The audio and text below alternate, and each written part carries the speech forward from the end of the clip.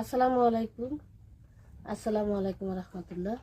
তেল বসে দিলাম, চিংড়ি মাছ ছেড়ে দিলাম।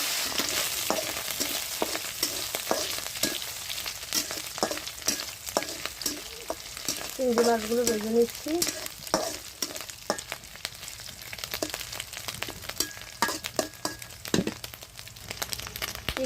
চিংড়ি মাছ ভাজা হয়ে গেছে, দিয়ে দেবো হালকা লাল হালকা আলু।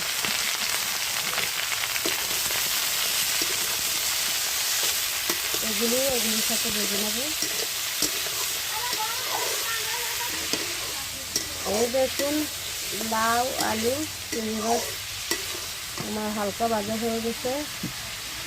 দিয়ে দিলাম লবণ, হলুদ গুঁড়া, মরিচের গুঁড়া একসাথে করে এগুলি তেলের মধ্যে কষিয়ে নেব হালকা করে।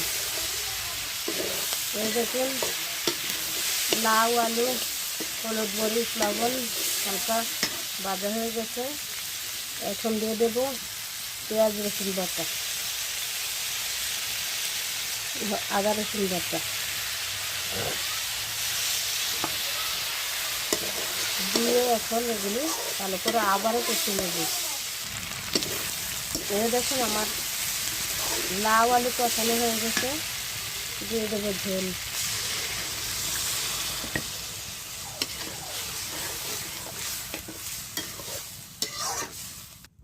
ঝোল দিয়েছি, এখন দিয়ে দেবো ভালো করে নেড়ে চেড়ে নিয়েছি। দিয়ে দেবো ডাকনা। এই যে ডাকনা খুলে আমি নেড়ে চেড়ে দিলাম, আবারও ডাকনা দিয়ে দেবো।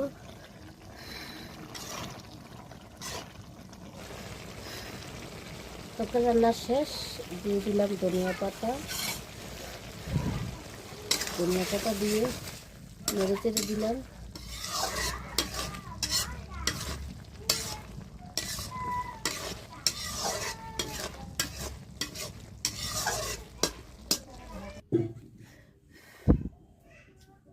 এই যে লাউ দিয়ে চিংড়ি মাছ দিয়ে রান্না করা শেষ। দেখুন কালারটা কেমন এসেছে।